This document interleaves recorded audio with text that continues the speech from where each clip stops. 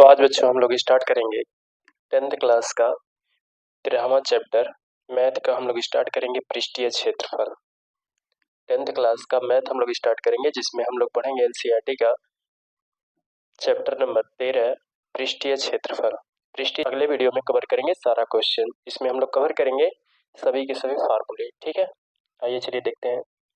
सबसे पहले हम लोग घनाभ की बात करते हैं। ये घनाभ क्या होता है इसके बारे में जानते हैं।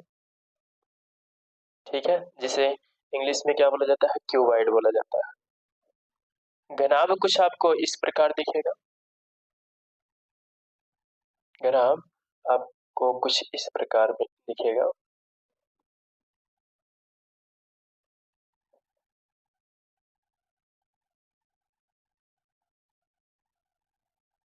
जिसकी लंबाई L है और चौड़ाई कितना है, B है, और ऊंचाई H है। ठीक है,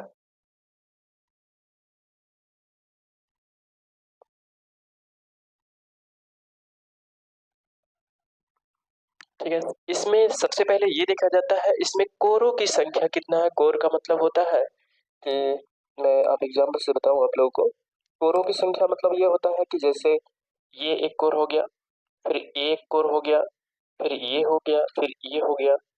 तो इस तरह से कोर बोला जाता है। जैसे इसमें बात किया जाए, ये कोर हो गया, ये कोर हो गया, ये कोर हो गया, ये भी कोर हो गया। तो इसमें कोरों की संख्या सबसे पहले आती है। किसी किसी क्वेश्चन में आपको मिल जाएगा कि कोरों की लंबाई बताइए। तो कैसे ज्ञात करेंगे, तो आपको कोरों की संख्या पता रहेगा तभी तो आप कर पाएंगे। इसके बारे में जानकारी रहेगा तभी तो पता कर पाएंगे क्वेश्चन को। तो इसमें सबसे पहले हम कोरों की संख्या की बात कर लेते हैं। अगर देखोगे 4 खड़ा कोर और 4 बड़ा कोण, ठीक है, उसके बाद 4 मोटाई में कोर है, तो टोटल कितना हो गया।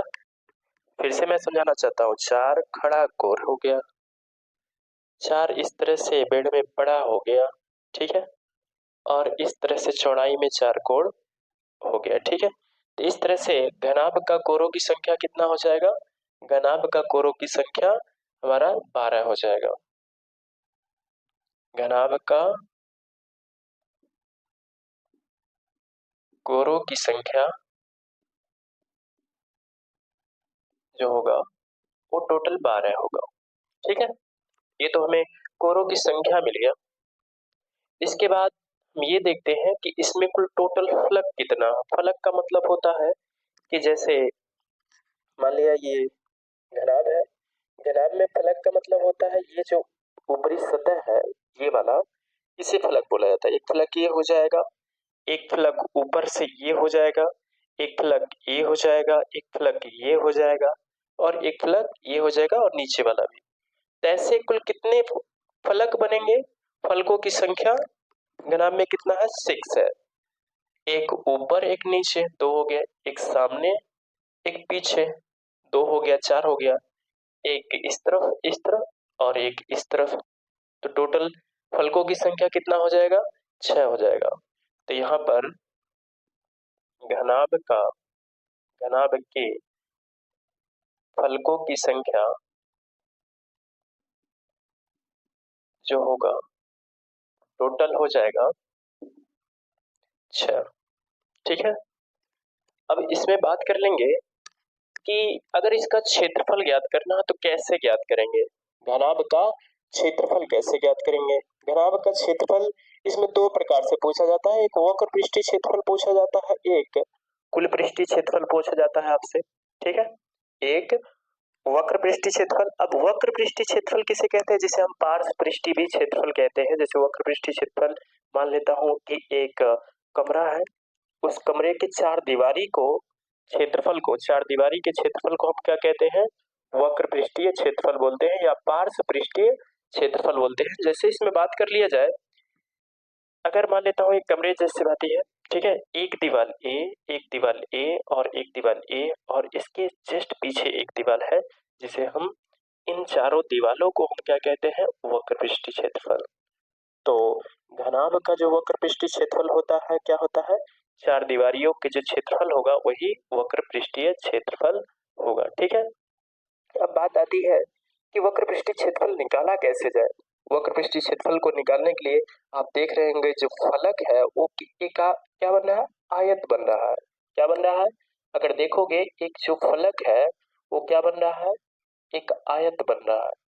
अब आयत का क्षेत्रफल क्या होता है, अगर मान लेता हूं चौड़ाई b है और ऊंचाई h है, तो इसका आयत का जो क्षेत्रफल निकालोगे, एरिया निकालोगे, तो इस एरिया को निकालने के लिए लंबाई गुणे ऊंचाई हो जाएगा। यानी लंबाई गुणे आप डायरेक्टली लिख सकते हैं h इंटू बी लिख सकते हैं। तो सभी फलकों में लंबाई चौड़ाई हो सकता है, चौड़ाई ऊंचाई हो सकता है। तो इस तरह से आप लोग किसी भी आयत का जब क्षेत्रफल निकालेंगे तो उनके दोनों इनके जो कोरों की मल्टीप्लाई है, इस तरह से लंबाई गुणे चौड़ाई कर देंगे, इस तरह से आपका एरिया निकल जाएगा। इस तरह से कुल कितने फलक है, एक फलक सामने का, एक फलक पीछे का, एक इस साइड का, एक इस साइड का, तो टोटल 4 फलक है। चारों फलकों की अगर क्षेत्रफल निकाल करके ऐड कर दिया जाए तो हमें क्या मिल जाएगा, एक घनाभ का वक्र पृष्ठीय क्षेत्रफल मिल जाएगा। तो चलिए उसकी बात कर लेते हैं, घनाभ का पार्श्व पृष्ठीय क्षेत्रफल या वक्र पृष्ठीय क्षेत्रफल। घनाभ का वक्र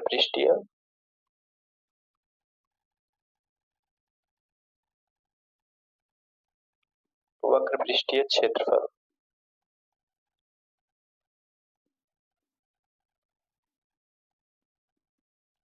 जो वक्र पृष्ठीय क्षेत्रफल होगा वो क्या हो जाएगा, आप देख रहे होंगे वक्र पृष्ठीय क्षेत्रफल, अगर ये लंबाई माना गया है, इसे L माना गया है और ये ऊंचाई h है, तो क्या हो जाएगा, L इंटू एच हो जाएगा, L इंटू एच हो जाएगा।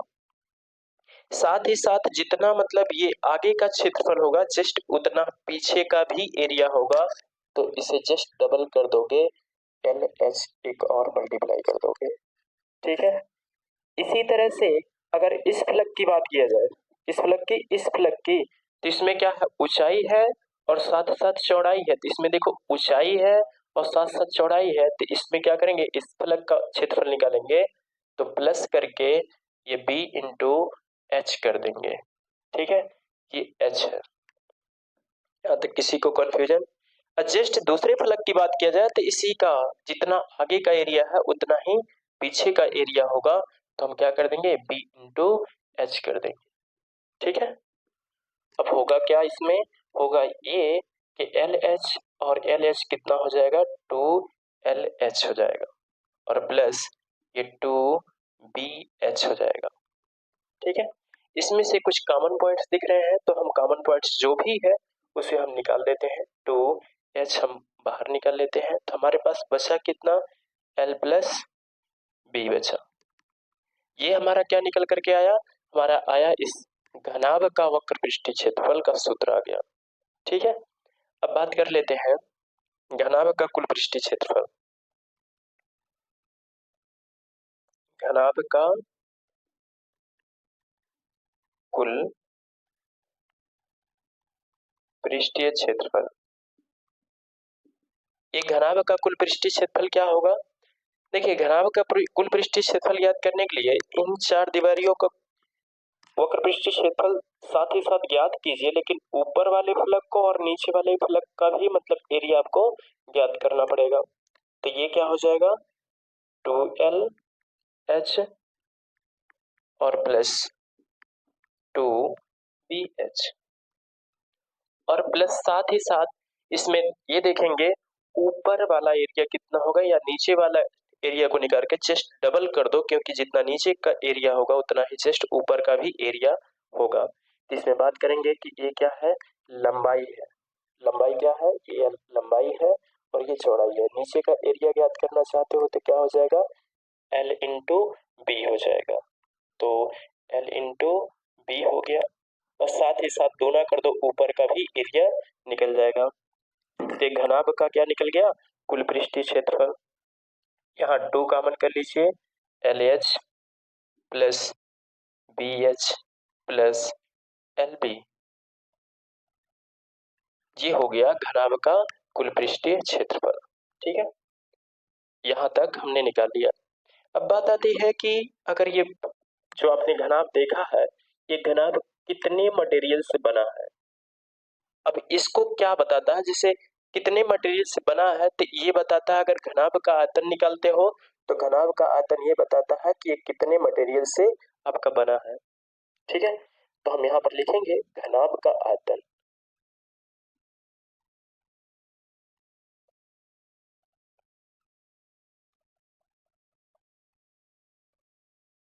घनाभ का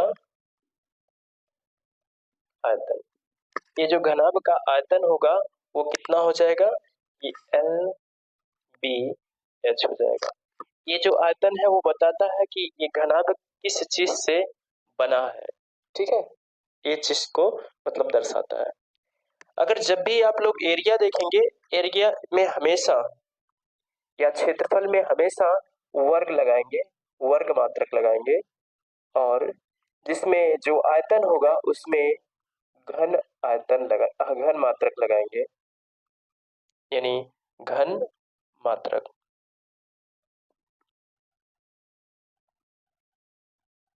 ठीक है, इस बात को हमेशा ध्यान दीजिएगा, इसे नोट कीजिए। और जस्ट मैं इसके बाद घन को प्रेजेंट करता हूँ। चलिए मैं इसी में घन को भी रिप्रेजेंट कर देता हूँ, कोई दिक्कत नहीं है, मेरे पास जगह है।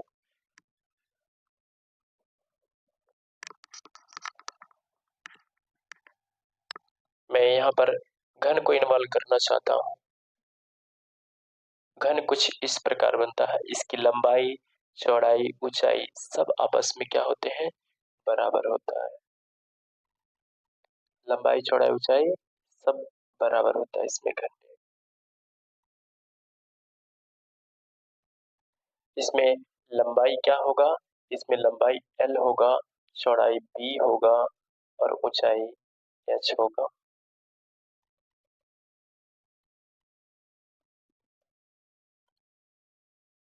ठीक है, तो ये हो जाएगा घन। ठीक है, घन में भी घन को कोरों की संख्या कितना हो जाएगा, घन में भी कोरों की संख्या 12 ही होगा, पर इसमें जो घन की कोरों की संख्या जो होगा वो सभी इक्वल होगा। तो यहाँ पर घन के कोरों की संख्या, घन के कोरों की संख्या जो होगा वो कितना होगा, ये 12 ही होगा।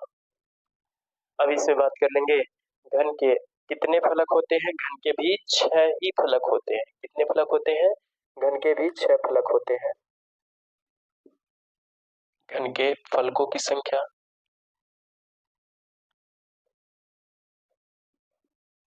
घन के फलकों की संख्या ये भी कितना होता है, 6 ही होता है। घन का भी पार्श्व पृष्ठीय क्षेत्रफल होगा, इसमें देखो ऊंचाई ऊंचाई चौड़ाई लंबाई ऊंचाई सब आपस में बराबर होगा, तो इसे हम क्या बोलेंगे, घन बोलेंगे। घन में क्या होगा, पार्श्व पृष्ठीय क्षेत्रफल इसमें भी होगा, या वक्र पृष्ठीय क्षेत्रफल लिखो। घन के वक्र पृष्ठीय क्षेत्रफल,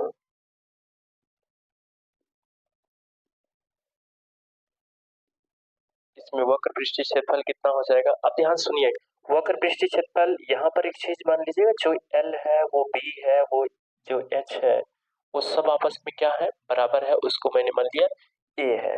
सबके बराबर मैंने क्या मान लिया, ए है। और इसमें ध्यान से देखिएगा, जो ये जो मतलब लंबाई चौड़ाई ऊंचाई जो है सब आपस में बराबर है। उसके बाद यहाँ पर देखेंगे घन का पार्श्व पृष्ठीय क्षेत्रफल, अगर लंबाई चौड़ाई ऊंचाई सब बराबर है तो एल के जगह भी ए, बी के जगह भी ए, एच की जगह भी ए, सब जगह ए होगा। तो सिंपल सी बात है, जो घनाभ का वक्र पृष्ठीय क्षेत्रफल आया है वही घन का भी वक्र पृष्ठीय क्षेत्रफल होगा। फर्क इतना होगा कि सब आपस में बराबर होंगे। अगर यहाँ पर रखा जाए तो ये भी ए होगा, ये भी ए होगा, ये भी ए होगा, ये भी, सब क्या रख देंगे, ए रख देंगे। अगर ए का मल्टीप्लाई करोगे तो ए का स्क्वायर, ए का स्क्वायर, ए का स्क्वायर, ए का स्क्वायर, 4 बार ए का स्क्वायर जुड़ेगा तो कितना हो जाएगा, 4a का स्क्वायर हो जाएगा। ठीक है, इसी तरह से घन का कुल पृष्ठीय क्षेत्रफल निकालोगे, घन का कुल पृष्ठीय क्षेत्रफल, अगर घन का कुल पृष्ठीय क्षेत्रफल निकालते हो तो ये भी क्या हो जाएगा आपका, 6a का स्क्वायर हो जाएगा। ठीक है, और घन का आयतन निकालोगे तो घन का आयतन भी क्या हो जाएगा, a क्यूब हो जाएगा। घन का आयतन भी क्या हो जाएगा, ए क्यू हो जाएगा। जो घन का आयतन होगा वो ए क्यू होगा। ठीक है, तो ये घन का आयतन निकल गया। अब हम लोग बात कर लेते हैं वृत्त का क्षेत्रफल और बेलन का क्षेत्रफल। बस लोग देखते हैं इसे।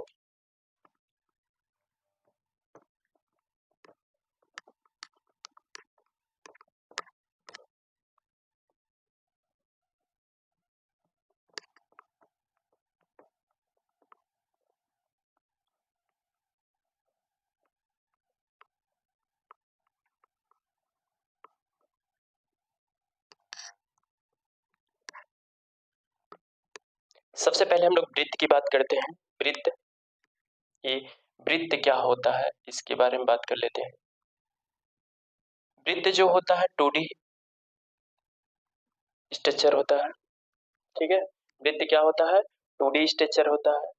अब वृत्त में क्या होता है, वृत्त का डेफिनेशन अगर जानना चाहते हो तो किसी तल में कह सकते हो। वृत्त का डेफिनेशन का ये बोल सकते हो, कोई अगर पूछ ले वृत्त का डेफिनेशन क्या होता है तो बोल सकते हो किसी तल में किसी बिंदु से एक निश्चित दूरी पर बिंदुओं के गमन से बने आकृति को हम क्या कहते हैं, वृत्त कहते हैं। ये बोल सकते हो। अब ध्यान दीजिएगा, यहाँ वृत्त के केंद्र पर जो कोण बनता है वो कितना बनता है, 360 अंश बनता है। तो इसकी जिक्र नहीं करेंगे, जो आप फिक्स दूरी लोगे वो त्रिज्या r होगा। ठीक है, अगर मान लेता हूं कि इस बिंदु A से अगर चलना प्रारंभ करते हो, चलते चलते चलते वृत्ति पथ पर यहाँ पर पहुंच गए, तो कितनी लंबाई होगा, कितना दूरी होगा, इसको ज्ञात कैसे किया जाता है। तो सबसे पहले हम लोग ये जानते हैं, इसको दूरी ज्ञात करने के लिए अगर हमारे पास सीधा चलना, इस तरह से सीधा मार्ग होता है तो हम इंची टेप या मीटर या किलोमीटर से हम माप देते हैं अच्छी तरह से। ठीक है, लेकिन यहाँ पर वृत्तिगत करते हो तो इसे मापने के लिए कैसे मापोगे, ये हमारे पास क्वेश्चन आ जाता है। इसको मापने के लिए तो ध्यान दीजिएगा, इसे किस नाम से जाना जाता है। वृत्त के अगर यहाँ से लेकर के यहाँ तक दूरी अगर चलना रहे तो कैसे मापोगे, इसको मापने के लिए ये हो जाएगा आपका वृत्त का परिधि के नाम से जाना जाता है। इसे वृत्त के परिधि के नाम से जाना जाता है। और यहाँ पर हम लिखते हैं वृत्त का परिधि। जो वृत्त के परिधि होगा, जब आप लोगों ने छोटा सा पॉइंट सीखा होगा कि किसी रेखा पर जो कोण बनता है वो 180 अंश बनता है। 180 अंश को हम पाई लिखते हैं। अगर 180 अंश यहाँ पर बना और यहाँ पर भी क्या हो जाएगा, नीचे भी 180 अंश ही बनेगा, इसको भी हम क्या करेंगे, पाई से ही डिनोटेट करेंगे। ठीक है, हम इससे भी क्या करेंगे, पाई से डिनोटेट करेंगे। अगर पाई से डिनोटेट करोगे तो कोण कितना बन गया हमारा, 2 पाई बन गया। केंद्र पर कितना कोण बना, 2 पाई। और ये इस केंद्र से कितना दूरी है, r दूरी पर है। कितना दूरी है, इस केंद्र से r दूरी पर है, इसलिए 2 पाई r। ये क्या बताता है कि ए बिंदु से चलना प्रारंभ किए, ऐसे चलते चलते आए, फिर ए बिंदु पर पहुंच गए। तो कितना दूरी आपने चला वो किस नाम से जाना जाता है, वृत्त के परिधि के नाम से जाना जाता है। ठीक है, तो वृत्त की परिधि क्या हो जाएगा, 2 पाई r हो जाएगा। वृत्त की एरिया की बात कर लिया जाए, यानी क्षेत्रफल की बात कर लिया जाए, तो जो क्षेत्रफल होगा वो क्या होगा, इसके बारे में देखते हैं। जो वृत्त का क्षेत्रफल होगा वो क्या होगा, वृत्त का क्षेत्रफल। वृत्त के क्षेत्रफल में क्या हो जाएगा, इस पाई r स्क्वायर रख दो, ये वृत्त का क्षेत्रफल निकल जाएगा। ठीक है, अब हम लोग सिलेंडर यानी बेलन की बात कर लिया जाए। अब ये बेलन क्या होता है, सिलेंडर क्या होता है, ये किसके बारे में पढ़े हैं, ये वृत्त के बारे में पढ़े। ठीक है, तो ध्यान दीजिएगा, अब हम बेलन के बारे में बात करने जा रहे हैं। अब ये बेलन क्या है, बेलन कुछ इस तरह दिखता है, सिलेंडर टाइप का।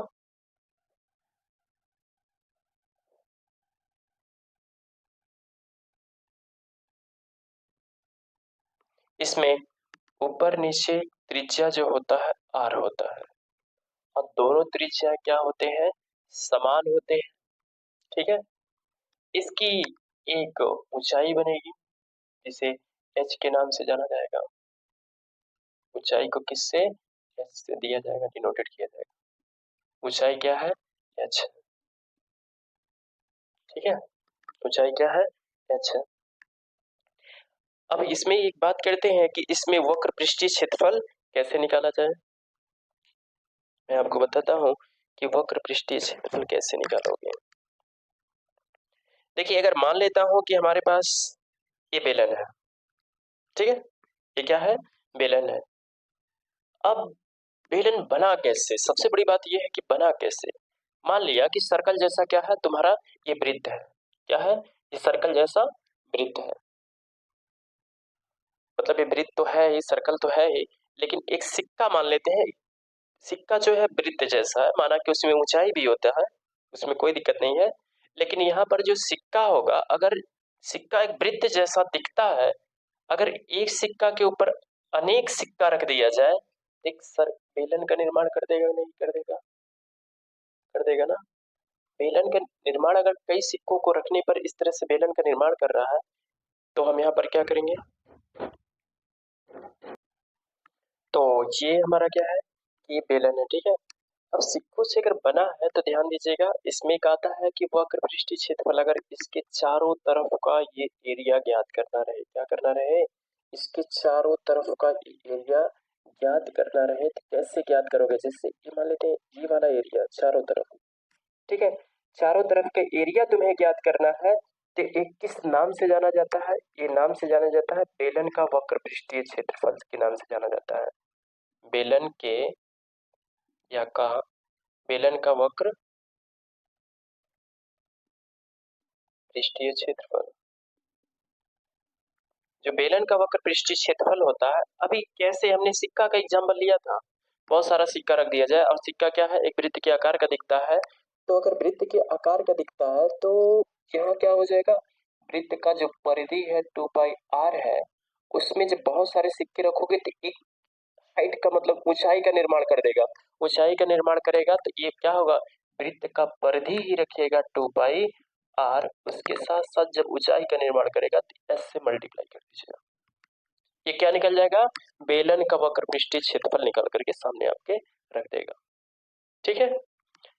सपोज दैट, मान लेता हूं कि नीचे का जो आधार का एरिया है, इसका बेलन के जो आधार का एरिया है, बेलन के आधार का जो एरिया है या क्षेत्रफल है,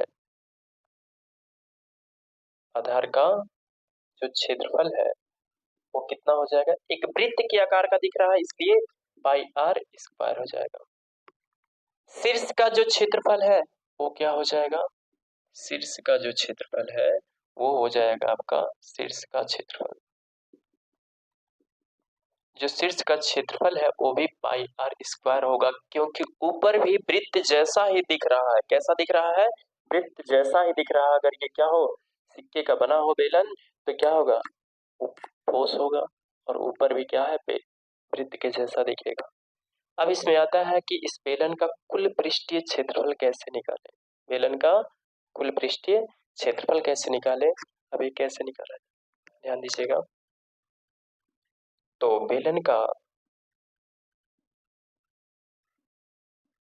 कुल पृष्ठीय जो क्षेत्रफल होगा, ध्यान दीजिएगा बच्चों, वक्र पृष्ठीय क्षेत्रफल तो होगा ही होगा, क्या होगा, वक्र पृष्ठीय क्षेत्रफल होगा ही होगा चारों तरफ से, यानी 2 पाई RH, 2 पाई RH होगा। साथ ही साथ आप क्या करेंगे, आधार का भी क्षेत्रफल लिखेंगे, क्योंकि हमें कुल क्षेत्रफल बताना है, तो आधार का क्षेत्रफल क्या होगा, नीचे का एरिया, यानी आधार का क्षेत्रफल πr², और शीर्ष का जो क्षेत्रफल होगा, शीर्ष का क्षेत्रफल क्या होगा, वो भी πr² ही होगा, प्लस πr² ऐड हो जाएगा। अगर टोटल जोड़ोगे तो ये क्या हो जाएगा, 2 पाई RH और प्लस 2 पाई r²।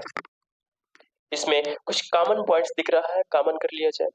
अगर कॉमन देखोगे इसमें 2 पाई r कॉमन हो रहा है, और यहाँ पर क्या बच जाएगा, h बचेगा, और यहाँ पर r बचेगा, तो ये निकल करके आ गया आपका बेलन का कुल पृष्ठीय क्षेत्रफल आ गया, ठीक है। बेलन का क्या आ गया, कुल पृष्ठीय क्षेत्रफल आ गया।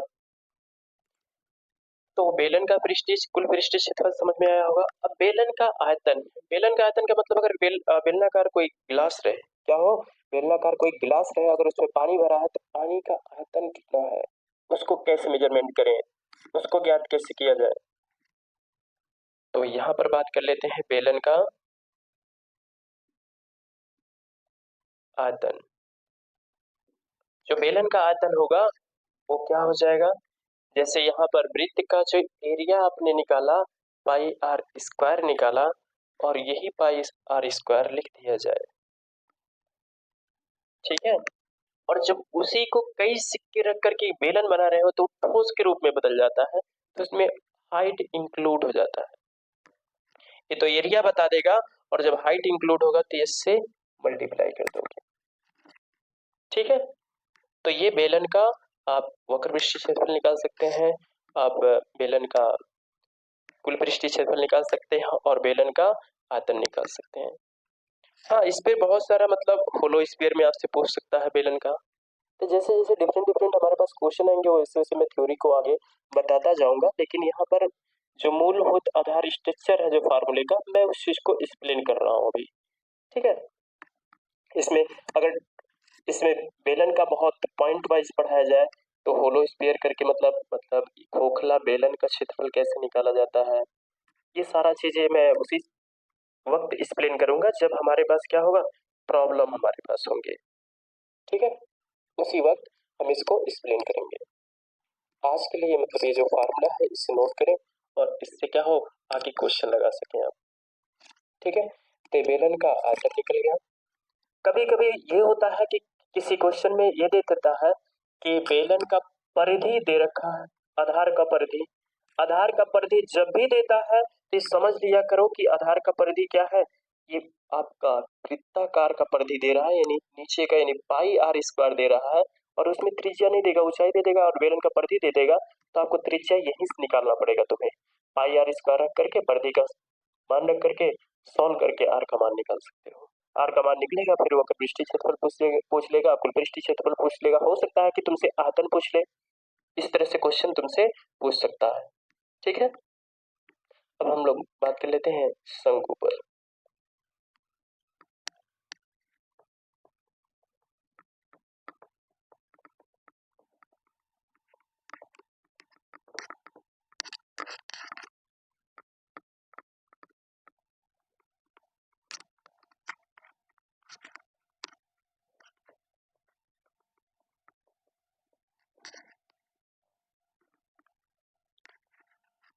चलिए हम शंकु की तरफ देखते हैं, ये शंकु क्या होता है।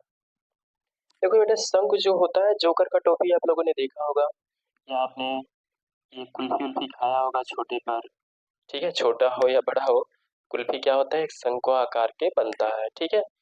जोकर का टोपी देखा होगा, बर्थडे में जो टोपी लगता है वो ही मतलब वो जो आकार आकृति का जो टोपी होता है वही शंकु कहलाता है। और आपने देखा होगा कि जो मंदिरों में ऊपर जो इस तरह से बना होता है पतला सा, वो भी शंकु के आकार का ही बना होता है, ठीक है। तो उन सबका अगर एरिया ज्ञात करना रहे तो कैसे ज्ञात करोगे। अब सबसे पहली बात तो आपके दिमाग में ये चलना चाहिए कि ये सब चीजें हैं तो इसका क्या कर सकते हैं, उसको देख करके हमारे दिमाग में ये चलना चाहिए या क्वेश्चन लगाते वक्त ये चलना चाहिए कि किसी मंदिर का अगर ऊपर का टोपी ऐसे है आकृति में, यानी उसका हम एरिया निकाल सकते हैं, वक्र पृष्ठीय क्षेत्रफल निकाल सकते हैं, आयतन निकाल सकते हैं, बहुत सारा चीजें निकाल सकते हैं। इस चीज को यहाँ पर आपको मंथन करना चाहिए इसको लेकर के। इसमें भी क्या होगा, एक त्रिज्या होगा जिसे आर से डिनोटेट किया जाएगा और ऊंचाई जो होगा वो एच होगा, ठीक है। और एक तिर्यक ऊंचाई होगा जिसे एल नाम से लिखा जाएगा, सब बता दिया जा रहा है आपको। ये जो एल है वो शंकु का तिर्यक ऊंचाई है, शंकु का तिर्यक ऊंचाई। और ये जो एच है वो शंकु का ऊंचाई है।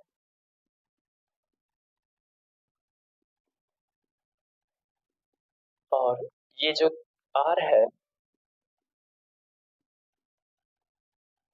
आर वो शंकु का त्रिज्या होगा, ये शंकु का क्या होगा, त्रिज्या होगा, ठीक है। अब यहाँ पर देखेंगे कि एक आकृति तुम्हें दिख रहा होगा कि इसमें देखेंगे मैं नामकरण कर देता हूँ ए बी सी। ये आकृति अगर बाहर निकाल के लेकर लाओगे तो कुछ इस तरह से दिखेगा। ये 90 अंश का कोण बनेगा यहाँ पर। जब 90 अंश का कोण अगर दिखता है तो तुम्हें क्या दिखता है? समकोण त्रिभुज दिखता है। क्या दिखता है? समकोण त्रिभुज। और जब समकोण त्रिभुज का नाम सुनते हो तो एक साइंटिस्ट का या मैथमेटिक्स का नाम याद आता है, पाइथागोरस प्रमेय का। ठीक है, इससे क्या है? ये आधार है और ये लंब है, ये कण होगा। कण कैसे, आधार कैसे कैसे डिनोटेट किया जाता है? तो ध्यान दीजिएगा, 90 अंश के सामने वाला जो होता है कण होता है। इसमें से चाहे आप इसे आधार मान लीजिए, चाहे इसे लंब मान लीजिए, इससे कोई फर्क नहीं पड़ता है, ये इंटरचेंज होते रहते हैं। अगर हम यहाँ से देखते हैं तो लंब ये कहलाएगा, अगर हम यहाँ से देखते हैं तो लंब ये कहलाएगा, और दूसरा वाला जो फेस बचेगा वो क्या हो जाएगा? आधार हो जाएगा। ठीक है, तो ज्यादा मैं इस पे लेक्चर नहीं देना चाहूंगा, बस इसमें ये बताना चाहता हूँ कि जो अगर समकोण त्रिभुज देखता है तो 90 अंश के सामने वाला जो भुजा होता है वो कण होता है। जो पाइथागोरस ने प्रमेय ने बताया था कि उन्होंने बताया था कि त्रिभुज के, समकोण त्रिभुज को इस तरह डिफाइन किया था कि त्रिभुज के किसी एक भुजा का स्क्वायर और शेष दो भुजाओं, किसी एक भुजा के स्क्वायर और शेष बचे दो भुजा के स्क्वायर के अगर योग के बराबर होता है तो समकोण त्रिभुज प्रूफ हो जाता है। त्रिभुज के एक साइड का वर्ग बचे शेष सभी साइड के वर्ग के योग के बराबर होता है, उसे समकोण त्रिभुज कहते हैं। जैसे एक कण का स्क्वायर बराबर क्या हो जाएगा? लंब का स्क्वायर प्लस आधार का स्क्वायर हो जाएगा। ये पाइथागोरस प्रमेय ने दिया था। तो इसमें देखोगे कण का काम कौन कर रहा है? 90 अंश का सामने वाला, 90 अंश के सामने वाला एल का काम कर रहा है, यानी एल का स्क्वायर हो जाएगा। आधार क्या है? त्रिज्या आर है तो ये आर का स्क्वायर लिख सकते हो। लंब क्या है? एच है तो आप एच का स्क्वायर लिख सकते हैं। ठीक है, एच का स्क्वायर लिख सकते हैं। आपको एल आर और एच में एक रिलेशन मिला। क्वेश्चन देते समय मतलब एक्सरसाइज में आपको ये कह देगा कि किसी भी कुछ संग करके दे देगा, उसमें दो चीजें दे देगा, एक अन्योन कर देगा, एल अन्योन कर सकता है, हो सकता है आर अन्योन कर सकता है, हो सकता है एच अन्योन कर दे, एच अन्योन कर दे। इसमें आपको एक को निकालना रहता है। तो क्या करेंगे? इस फार्मूले में रख करके जो आपको नहीं पता है उसमें क्या करेंगे? मान रख करके वो निकाल लेंगे आसानी से। और मैं यहाँ स्क्वायर जब एल का हटता है तो सामने वाला रूट में आ जाता है, नहीं आर का स्क्वायर प्लस एच का स्क्वायर हो जाएगा। ठीक है, तो आर और एल और एच में एक संबंध आपको मिला। ठीक है, यहाँ तक किसी को प्रॉब्लम नहीं होगा। अब हम बात कर लेते हैं शंकु का वक्र पृष्ठीय क्षेत्रफल। शंकु का वक्र पृष्ठीय क्षेत्रफल, शंकु का वक्र जो पृष्ठीय क्षेत्रफल होगा वो क्या होगा? मान लेता हूं कि हमारे पास क्या है? एक शंकु है, एक क्या है? कुछ इस प्रकार।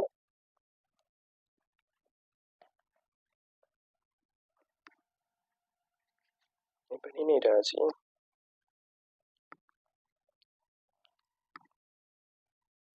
छोड़िए बन नहीं रहा तो फिलहाल मैं ऐसे ही काम चलाऊंगा। मान लिया कि मतलब इस तरह से शंकु ऐसे बनता है, शंकु ऐसे बनता है तो ऊपर वाला जो एरिया दिख रहा है आपको, क्या दिख रहा है? साइड वाला जो एरिया दिख रहा है उसे शंकु का क्या बोला जाता है? वक्र पृष्ठीय क्षेत्रफल बोला जाता है। जब वक्र पृष्ठीय क्षेत्रफल बोला जाएगा तो उसकी वक्र पृष्ठीय क्षेत्रफल का आपसे पूछ सकता है कि एरिया बताइए, वक्र पृष्ठीय क्षेत्रफल बताइए, तो क्या हो जाएगा? Pi R square, sorry pi R L होगा। ठीक है, और शंकु का कुल पृष्ठीय क्षेत्रफल की बात किया जाए तो नीचे वाला जो बनेगा वो सर्कल जैसा बनेगा। जब सर्कल जैसा बनेगा तो शंकु का आधार का क्षेत्रफल बोल सकते हैं। ये जो शंकु का आधार का क्षेत्रफल है वो हो जाएगा पाई आर स्क्वायर। ठीक है, ये क्या हो जाएगा? पाई आर स्क्वायर हो जाएगा। शंकु के जो आधार का जो क्षेत्रफल होगा वो क्या हो जाएगा? पाई आर स्क्वायर हो जाएगा। यानी शंकु का कुल पृष्ठीय क्षेत्रफल बोला जाएगा तो आप क्या करेंगे? वक्र पृष्ठीय क्षेत्रफल भी निकालेंगे और आधार का भी क्षेत्रफल आप ऐड कर देंगे। आधार का भी क्षेत्रफल क्या कर देंगे? उसमें ऐड कर देंगे। ठीक है, यानी शंकु का कुल पृष्ठीय क्षेत्रफल जो होगा वो क्या हो जाएगा, पाई आर एल होगा प्लस आधार का जो क्षेत्रफल होगा पाई आर स्क्वायर हो जाएगा। ठीक है, इसमें देखो कुछ कॉमन हो रहा हुआ, पाई आर कॉमन हो रहा है, एल प्लस आर बन जाएगा। ये आपका शंकु का वक्र पृष्ठीय क्षेत्रफल आया। ठीक है, शंकु की आयतन की बात कर लिया जाए, शंकु मान लिया जाता है कि कुल्फी है। ठीक है, और कुल्फी में कितना आइसक्रीम भरा हुआ है, कितना मटेरियल है, उसको अगर तुम्हें ज्ञात करना रहे तुम कैसे ज्ञात करोगे, यानी शंकु की आयतन की बात करेंगे उसको लेकर के। शंकु का आयतन, जो शंकु का आयतन होता है 1/3 होता है और पाई आर स्क्वायर एच होता है। ये क्या है, शंकु का आयतन का सूत्र है। ठीक है, अब मुझे लगता है कि तुम्हें ये नोट कर लेना चाहिए। ठीक है, ठीक है, नोट किया जाए और नेक्स्ट।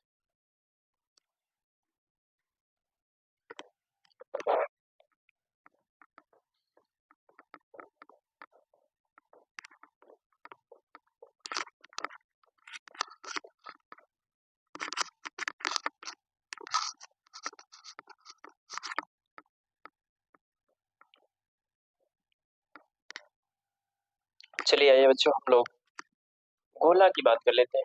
गोला क्या होता है, गोला। ठीक है, जो गोला होता है वृत्त के ही जैसा दिखता है, पर इसमें एक चीज ध्यान दीजिएगा, इसका भी त्रिज्या आ रही होगा, पर जो एक वृत्त होता है वो 2D डायमेंशन में बनता है और ये क्या होता है 3D में, मतलब ये स्पेस में आकर के मतलब ये बनता है। लेकिन जो वृत्त होता है ये केवल समतल में ही बना रह सकता है। और ये जो होता है, जो वृत्त गोला होता है, गोला जैसे वॉलीबॉल हो गया, आपका बॉल हो गया, पृथ्वी गोलाकार है तो पृथ्वी हो गया। ठीक है, ये गोला का मतलब ये चीजें है। ठीक है, मतलब ये 3D स्ट्रक्चर है और जो वृत्त है वो 2D स्ट्रक्चर है। ठीक है, ये आपको पहले पता होना चाहिए, तभी आप क्वेश्चन को कर सकते हैं अच्छी तरह से। ठीक है, और ये गोला को हम क्या क्या निकाल सकते हैं, जैसे गोला का हम निकाल सकते हैं पृष्ठीय क्षेत्रफल। गोला का अगर चारों तरफ से एरिया की बात किया जाए, क्या किया जाए, एरिया की बात किया जाए, तो गोला का पृष्ठीय क्षेत्रफल, गोले का पृष्ठीय क्षेत्रफल। अब ये गोले का पृष्ठीय क्षेत्रफल क्या होता है, गोले का पृष्ठीय क्षेत्रफल जो होता है वो 4 पाई आर स्क्वायर होता है। ठीक है, अब गोले और वृत्त में देखो अंतर होता है। जब गोला होता है वो कहीं धसा हुआ होता है, कहीं उभरा हुआ होता है हल्का फुल्का, कहीं धसा हुआ होता है, कहीं उभरा हुआ होता है, कुछ इस तरह से गोला होता है। लेकिन जो वृत्त होता है एकदम सिंपल होता है, एक निश्चित बिंदु से एक निश्चित दूरी पर, एक निश्चित बिंदु से एक निश्चित दूरी पर बिंदुओं के गमन से बना आकृति होता है जो वृत्त कहलाता है। पर ये क्या होता है, ये भी क्या होता है, एक निश्चित केंद्र होता है, लेकिन कभी कभी होता है कि धसा हुआ होता है, कहीं उभरा हुआ होता है, कहीं कुछ होता है, इस तरह से मतलब हमारा गोला दिखता है। तो गोले का जो पृष्ठीय क्षेत्रफल होगा वो क्या हो जाएगा, 4 पाई आर स्क्वायर होगा। ठीक है, अब गोला का आयतन की बात कर लीजिए। गोला मतलब अगर मिट्टी का तुम बनाते हो अगर कोई गोल इस पे चीजें, तो उसका कितना मिट्टी लगा होगा, कितना मटेरियल लगा होगा, इसकी बात करेंगे इसमें। ठीक है, तो यहाँ पर गोले का आयतन, इसमें गोले का आयतन, ये जो गोले का आयतन होगा वो क्या हो जाएगा, 4/3 पाई आर क्यूब। ये गोले का आयतन निकल करके आ गया आपका। ठीक है, अब मान लेता हूँ कि गोले को कट कर दिया गया, आधे पर से काट करके निकाल लिया गया। आधे पर से अगर गोले को काट करके निकालते हो तो कुछ इस तरह से आपको दिखेगा।